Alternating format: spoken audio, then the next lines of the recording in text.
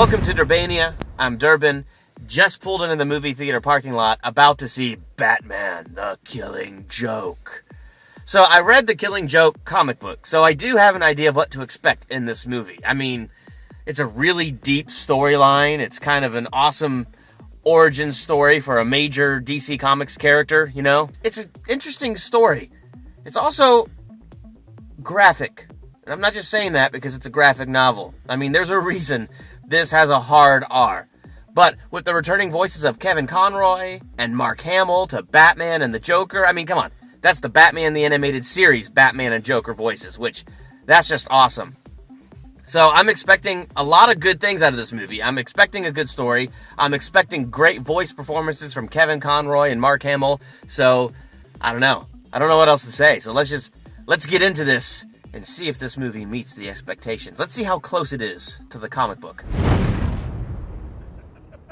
Yeah, it's been sitting on my set kind of as a prop, but I have read it. And I have to say, I felt like it's been a long time since I read this, but I feel like the movie was just like super close. Like, I mean, probably one of the best book adaptations I've seen other than the first Harry Potter movie, which is surprisingly super close to the book. So first, let me just preface it by saying this way. This movie's rated R for a reason. It's not like a super hard R and all that kind of stuff, but it does, you know, if you're thinking you want to take your 7-year-old to see this movie because, or to buy it for your 7-year-old because it's an animated Batman movie, what fun. No, there's a lot of strong language in this. There's a lot of blood, and there's some very disturbing images. If you read the comic book, you know. I'm just throwing that out there because it is rated R for a reason. Now, having said that, I did thoroughly enjoy this movie. There's a lot of aspects about it that I really like. Things that either I didn't catch in the reading or that I really saw this time because we got to see it acted out. First, Kevin Conroy and Mark Hamill as the iconic voices of Batman and the Joker. Just awesome. I mean, there's a degree that I just felt like I was watching Batman the Animated Series again, and that was awesome. Albeit a very demented version of Batman the Animated Series, but there was a degree that where it just kind of felt like a return to that, and that was really fun to hear Kevin Conroy and Mark Hamill voicing their, you know, famous characters, and Mark Hamill with his famous Joker laugh is just so awesome. But there's a lot of interesting things they did with the characters. This is where it's going to get really interesting for a spoiler-free review, because there's a lot of stuff that is kind of Batman lore, and there's a lot of stuff that's been in this comic book for a little while, and I don't know. The thing is, I'm just going to go around it because this is a spoiler-free review. So, we have Barbara Gordon, and the movie kind of turns around her for a little bit. It's not like she's the super main character, but things that happen to her kind of become the crux of this story. So we start with Barbara Gordon, and really, she's chasing this guy, Paris Franz. I kid you not. That is his name.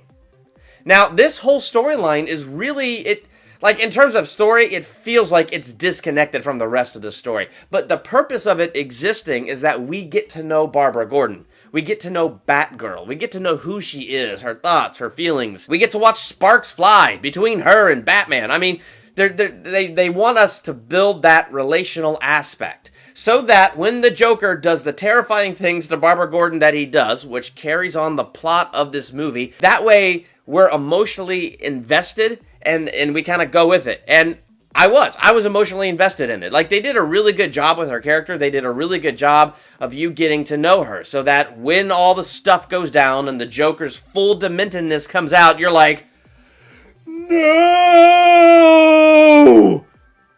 The other thing that I thought was super interesting about this was the relationship between Batman and the Joker. They did a really good job with that. I think the comic book actually...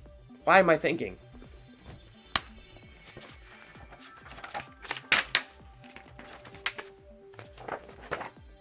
Okay, yes. The comic book opens up with a scene that is kind of where the movie, it happens... This is a lot of work. So the opening scene of the comic book, which was kind of the middle of the movie, is Batman and Joker sitting in a room together, and Batman saying, hey, look, by a room I mean a prison cell, hey, look, it's coming sooner rather than later. Either you're going to kill me or I'm going to kill you. I don't want to kill you, and I don't want it to come to that. So I need to sit down and have a conversation with you now. So if there's a way we can get around this, then let's get around this. Like, it was an awesome moment.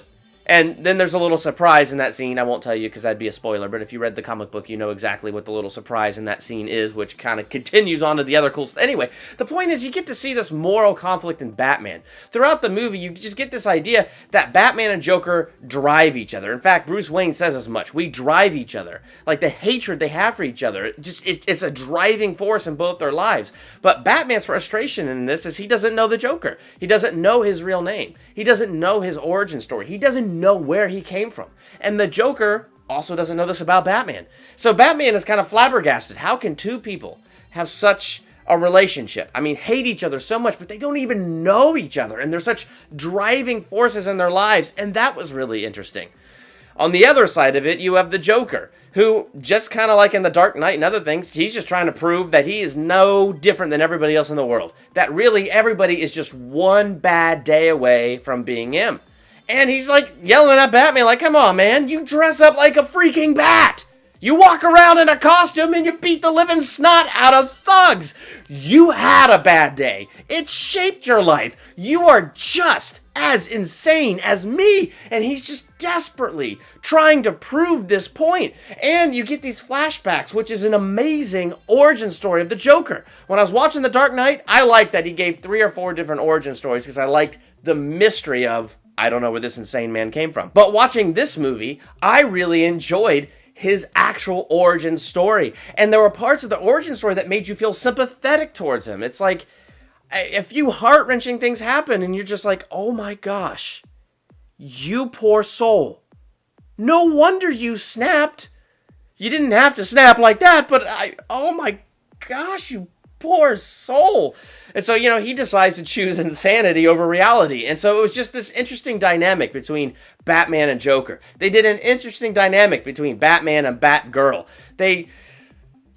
Joker wants to make Gordon go insane to just prove that he can make people go insane and that one bad day away from being him. I mean, all of that was just such an interesting thing touched on. So, yeah, I think in the end, I did enjoy this movie a lot. And I think I'd give it 3.5 out of 5 stars. Because I really liked it. I had a great time with it. But if I'm going to be honest with you, like the Justice League War movie, I liked way better. That animated movie to me was more fun because I like all the different DC characters together. I liked the Justice League. Throne of Atlantis, I kind of ranked that a little higher too because it was the first thing I ever saw. It made Aquaman like this hardcore character, and I just like seeing all the other characters play off each other. Now, don't get me wrong, like I said, I love watching Batman, Joker, and Batgirl and all these characters play off each other in this movie, and that was fascinating, but I don't know. I guess I kind of like the Justice League stuff more, but that's just a personal thing.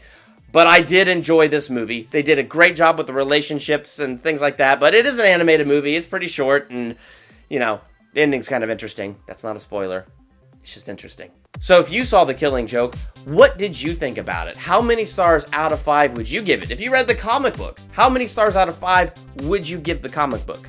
Make sure to let me know in the comments. While you're there, hit that subscribe button and you can be on top of all the new videos and things like that coming out. Got Jason Bourne gonna review this weekend, so lots of cool things ahead. I'm Durban. Thanks for checking out Durbania.